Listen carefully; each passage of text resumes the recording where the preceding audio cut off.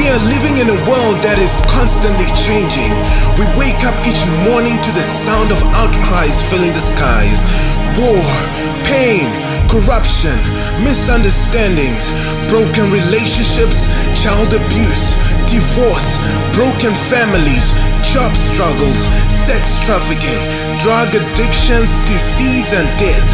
Yet through all these obstacles, people still find a reason to wake up in the morning and live another day with hope for a better day than yesterday. Greetings everyone, speaking to you is Nomphumelelo from Limpopo University. I'm currently doing public relations. So I'm here with Tabeze Andile. We'll be addressing the issue of depression. Andile, please tell us more about yourself. Who's Andile? Thank you very much, Mbumi, for the question. Thank you very much for the beautiful invite into this lovely platform. I am Andile Tabeze. I'm a qualified mental health nurse. I regard myself as an advocate for mental health. Wherever mental health is the topic, you're definitely going to find me there, either educating our societies about mental health, providing emotional and psychological counseling, or rather referring people to the relevant resources that we have. I'm someone who actually wishes to see a mentally healthy society. But how important is your role in people who cannot speak about the things they go through? My role is simple and straightforward. Mine is to provide support. So when providing support, the most important thing that you need to initially do is to make sure that you raise awareness. You want to make sure that people understand the problems that they're going through. Because for a lot of people, people tend to normalize the things that they go through. People think it's normal, it's just life, I'm going to get over it. But we need to help people to understand that these are mental health problems, and these problems are actually dangerous to their health. So we need to assist people not only to understand their problems, but to further understand where they can get the help that they need. So my role is to make sure that people are aware of mental health problems. My role is to make sure that people are supported, people are cared for, and people are loved the way that they deserve to be loved. Of course, I also play a huge role in ensuring that we channel people or refer people to the appropriate facilities and appropriate resources for their mental well-being as a whole. So I play a huge role in terms of supporting people, not just physically, but also emotionally, and most importantly, psychologically. Oh, okay, thank you. People tend to keep some things to their chests. Please tell us about the dangers they can encounter about that. Thank you very much, Mbumi. The way humans are made, humans have a certain capacity to which they can carry problems, yes. Right? I usually tell a lot of people that no one is an island. There is a reason why you were not created and were the only person on this earth. There's a reason why you have siblings.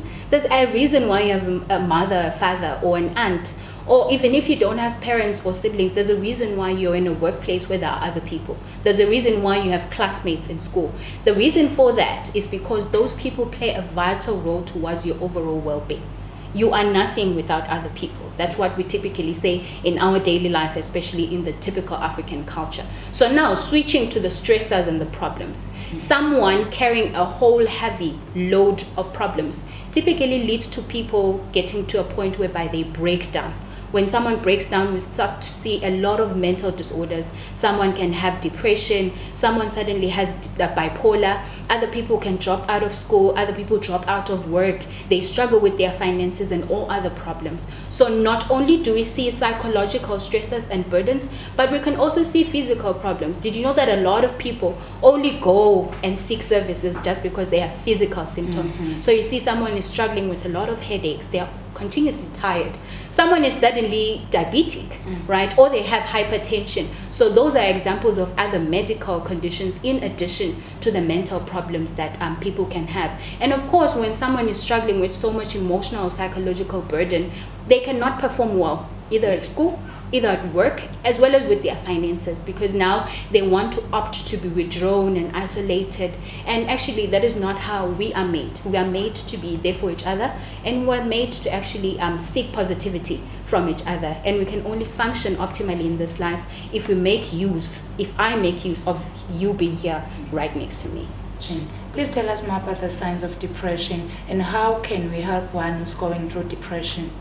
You know, I always smile when a lot of people will just label everything as depression. Yes. And I don't take that as an offense as a mental health professional, because I think it is one of the most common issues. So you hear someone just being sad on one day, just being sad for an hour, and then someone says, oh, I have depression. I always laugh, because that is not really an accurate definition or an accurate description of what depression is. So based on the different guidelines or standards of diagnosing what depression is, what we need to know is that the key features of depression include: one, having a severe low sad mood. So when someone is severely sad, you, not because you're sad because you lost your one malangeni on the road. You know, I'm speaking about a chronic and severe type of sadness. So you can then assume that someone might have depression. And then the second most important feature of depression is what we call anhedonia. Basically what happens there is that someone suddenly loses interest in things that they used to like before. You find that someone used to love soccer. They would go out and play soccer even on a rainy day, but suddenly they do not want to play soccer. You'd find that someone used to love playing tennis, but suddenly they don't want to play tennis. They used to love reading novels. They don't want it anymore. So you find that if someone has severe low sad mood and anhedonia, we can assume that someone has depression. And such symptoms should actually happen at least throughout the day. It shouldn't be the fact that we know Mbumi is always sad in the morning because she doesn't like waking up. It should be the fact that you are sad throughout the day for at least 2 weeks. And then we have what we call accompanying symptoms, whereby someone may either lose weight, other people may gain weight, other people sleep a lot, and other people actually find that they can't sleep. So sometimes the symptoms of depression are in opposite poles. You know, you find that someone is actually isolating from others, or others may continue to be with others even though they are depressed. So those are some of the most key features to notice in someone who you might assume has depression. And one very key that I always like highlighting at the end, this key symptom, suicidal ideation. It may be the fact that somebody has thought about committing suicide before. Other people, you find that they didn't only think about committing suicide, but they got to a point whereby they planned a suicide. Yes. For other people, you find that they actually attempted suicide. So either of the three, either an ideation, a plan, or a suicidal attempt, all those three are very, very important features of depression. And that is actually the worst case scenario of depression. That is why we now say depression is a very, very, very important disorder that we need to look into. Because if someone successfully commits suicide, then it means we have lost a soul to something that actually can be prevented. Thank you so much, Andile. We are learning a lot today, and I hope my viewers too are learning something. What message do you have for them, for those who are watching us from there? Whenever they need help, where can they get the help they need? Thank you very much, Mbumi. This is where Love in Motion comes in. This is a vehicle in motion that is here to drive you towards the places or the different resources that you can find for your mental health care. Love in Motion is here to provide you with the awareness, the knowledge, as well as the education that you need on the different mental health disorders that we have, on the different ways that you can assist yourself. You're at home, you will definitely find help in talking to someone, either in the home or at school or at work, wherever you are. The way the human body or the human brain is made is that it is not supposed to carry certain burdens alone. So we are here, different non-governmental organizations are here to provide you such resources. We have our National Psychiatric Referral Healthcare Center that can provide free services to anyone and everyone who needs them. So here at Love in Motion, we're basically here to provide you that comprehensive healthcare. Either you're wounded physically or you are wounded psychologically or emotionally. We're here to provide you the love that you need, because what we need to understand is that everybody deserves to be loved. Everybody deserves to also be listened to. You would be missing out if you wouldn't subscribe to this channel.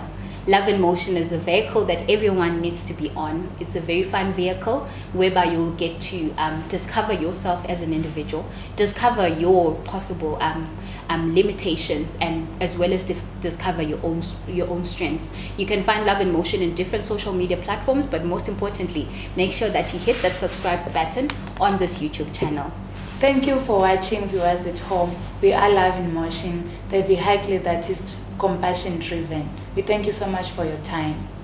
We are living in a world that is constantly changing. We wake up each morning to the sound of outcries filling the skies.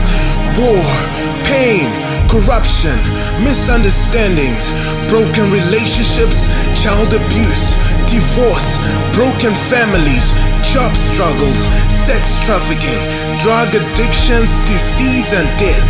Yet through all these obstacles, people still find a reason to wake up in the morning and live another day with hope for a better day than yesterday.